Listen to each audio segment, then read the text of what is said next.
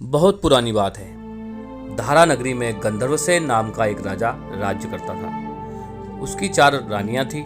उनके 6 लड़के थे जो सब के सब बड़े ही चतुर और बलवान थे। संयोग से एक दिन राजा की मृत्यु हो गई और उनकी जगह उनका बड़ा बेटा शंख गद्दी पर बैठ गया। उसने कुछ दिन राज किया, लेकिन छोटे भाई विक्रम ने उसे मार डाला और स्वयं राजा बन बैठा। उसका राज्य दिनों दिन बढ़ता गया और वह सारे जम्बूद्वीप का राजा बन बैठा। एक दिन उसके मन में आया कि उसने घूमकर सैर करनी चाहिए और जिन देशों के नाम उसने सुने हैं उन्हें देखना चाहिए। सो वह गद्दी अपने छोटे भाई भर्तहरि को सौंपकर योगी बनकर राज्य से निकल पड़ा। उस नगर में एक ब्राह्मण तपस्या कर रहा था। एक दिन देवता ने प्रसन्न होकर उसे एक फल दिया और कहा कि इसे जो भी खाएगा वह अमर हो जाएगा। ब्राह्मण ने वह फल लाकर अपनी पत्नी को दिया और देवताओं की बात भी बता दी। ब्राह्मणी बोली, हम अमर होकर क्या करेंगे, हमेशा भीख मांगते रहेंगे। इससे तो मरना ही अच्छा है। तुम इस फल को लेकर राजा को दे दो और बदले में कुछ धन ले आना। यह सुनकर ब्राह्मण फल लेकर राजा भर्तहरि के पास गया और सारा हाल उसे सुना दिया। भर्तहरि ने फल ले लिया और ब्राह्मण को 1 लाख रुपए देकर विदा कर दिया।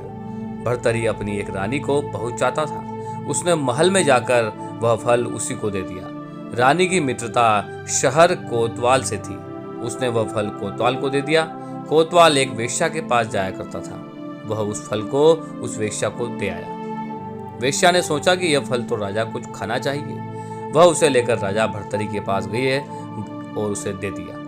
भर्तहरि ने उसे बहुत सा धन दिया, लेकिन जब उसने फल को अच्छी तरह से देखा तो पहचान लिया। उसे बड़ी चोट लगी, पर उसने किसी से कुछ नहीं कहा। उसने महल में जाकर रानी से पूछा कि तुमने उस फल का क्या किया। रानी ने कहा, मैंने उसे खा लिया। राजा ने वह फल निकाल कर दिखा दिया। रानी घबरा गई। उसने सारी बात सच सच कह दी। भर्तहरि ने पता लगाया तो उसे पूरी बात ठीक ठीक मालूम हो गई। वह बहुत दुखी हुआ। उसने सोचा, यह दुनिया मायाजाल है, इसमें अपना कोई नहीं है। वह फल लेकर बाहर आया और उसे धुलवाकर स्वयं खा लिया।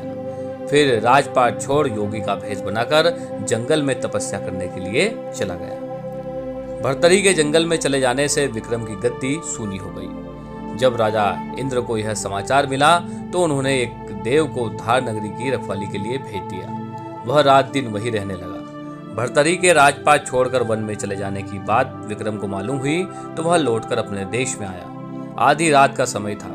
जब वह नगर में घुसने लगा तो देव ने उसे रोका। राजा ने कहा, मैं विक्रम हूँ, यह मेरा राज है और तुम रोकने वाले कौन होते हो? देव बोला, मुझे राजा इंद्र ने इस नगरी की चौकसी के लिए भेजा है। तुम इसे सच्चे राजा विक्रम हो तो आओ पहले मुझे लड़ो। दोनों में लड़ाई हुई। राजा ने जरा सी देर में देव को पछाड़ दिया। तब देव बोला, हे राजन, तुमने मुझे हरा दिया है, मैं तुम्हें जीवन दान देता हूँ। इसके बाद देव ने कहा कि राजन, एक नगर और एक नक्षत्र में तुम 3 आदमी पैदा हुए थे। तुमने राजा के घर में जन्म लिया, दूसरे ने तेली के और तीसरे ने कुम्हार के घर में जन्म लिया। तुम यहाँ का राज करते हो, लेकिन तेली पाताल का राज करता था।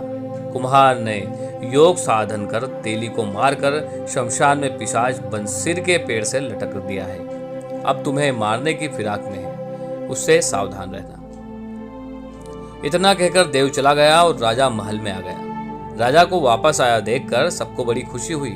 नगर में आनंद मनाया गया। राजा फिर राज करने लगा। एक दिन की बात है कि शांतिशील नाम का एक योगी राजा के पास दरबार में आया और उसे एक फल देकर चला गया। राजा को आशंका हुई कि देव ने जिस आदमी को बात बताया था, कहीं यह वही आदमी तो नहीं है। यह सोचकर उसने फल नहीं खाया, भंडारी को दे दिया। योगी आता और राजा को एक फल दे आता। संयोग से एक दिन राजा अपना अस्तबल देखने गया था। योगी वहीं पहुंचा और फल राजा के हाथ में दे दिया। राजा ने उसे उछाला तो वह हाथ से छूटकर धरती पर गिर पड़ा। उसी समय एक बंदर ने झपटकर उसे उठा लिया और तोड़ डाला।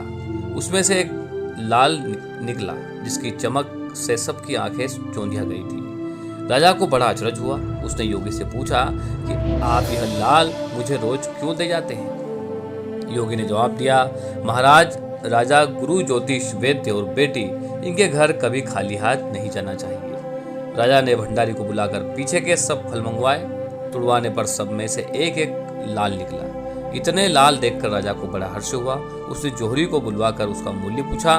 जोहरी बोला, महाराज, ये लाल इतने कीमती है कि इनका मोल करोड़ों रुपए में नहीं आंका जा सकता।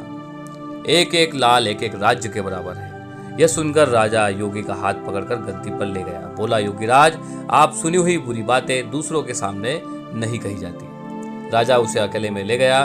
वहां जाकर योगी ने कहा, महाराज, बात यह है कि गोदावरी नदी के किनारे मसान में एक मंत्र सिद्ध कर रहा हूँ। उसके सिद्ध हो जाने पर मेरा मनोरथ पूरा हो जाएगा।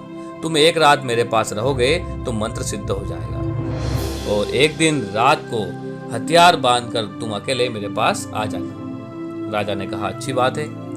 इसके उपरांत योगी दिन और समय बताकर अपने मठ में चला गया। वह दिन आने पर राजा अकेला वहां पहुंच गया। योगी ने उसे अपने पास बैठा लिया। थोड़ी देर बैठने के बाद राजा ने पूछा कि महाराज, मेरे लिए क्या आज्ञा है। योगी ने कहा कि राजन, यहाँ से दक्षिण दिशा में 2 कोस की दूरी पर स्मशान में एक सिरस के पेड़ पर एक मुर्दा लटका हुआ है। उसे मेरे पास ले आओ, तब तक मैं यहाँ पूजा करता हूँ। यह सुनकर राजा वहां से चल दिया। बड़ी भयंकर रात थी। चारों ओर अंधेरा फैला हुआ था। पानी बरस रहा था। भूत प्रेत शोर मचा रहे थे। सांप आकर पैरों से लिपट रहे थे। वह रात इतनी भयंकर थी मानो पूर्णिमा या अमावस्या की रात हो। लेकिन राजा हिम्मत नहीं हारते हुए आगे बढ़ता गया। जब वह मसान में पहुंचा तो देखता है कि शेर दहाड़ रहे हैं, हाथी चिंगाड़ रहे हैं, भूत प्रेत आदमियों को मार रहे हैं। राजा बेधड़क चलता गया और उस सिरस के पेड़ के पास पहुंचकर पेड़ जड़ से फुनगी तक आग से दहक रहा था। राजा ने सोचा, हो ना हो ये वही योगी है जिसकी बात देव ने बताई थी। पेड़ पर रस्सी से बंधा मुर्दा लटक रहा था। राजा पेड़ पर चढ़ा और तलवार से रस्सी काट दी। मुर्दा नीचे गिर पड़ा और दहाड़ मार मार कर रोने लगा। राजा ने नीचे आकर पूछा, तू कौन है? राजा का इतना कहना था कि वो मुर्दा खिलखिलाकर हंस पड़ा। राजा को बड़ा अचरज हुआ।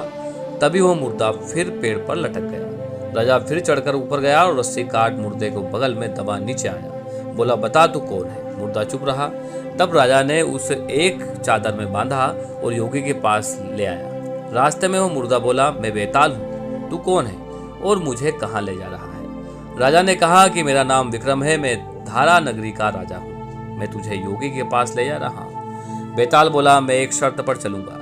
अगर तू रास्ते में बोलेगा तो मैं लौटकर पेड़ पर लटक जाऊंगा। राजा ने उसकी बात मान ली। फिर बेताल बोला, पंडित चतुर और ज्ञानी, इनके दिन अच्छी अच्छी बातों में बीतने हैं, जबकि मूर्खों के दिन कलह और नींद में। अच्छा होगा कि हमारी राह भली भांति चर्चा में बीत जाए। मैं तुझे एक कहानी सुनाता हूँ, ले सुन। यह थी विक्रम बेताल की कहानी भाग 1। इस प्रकार की हिंदी कहानियों के लिए और विक्रम बेताल के अगले भाग के लिए हमारे चैनल को सब्सक्राइब जरूर कर ले। वो बेल आइकन अवश्य दबाएं, जिससे अपडेट रहें आप सभी हिंदी व पौराणिक कहानियों से।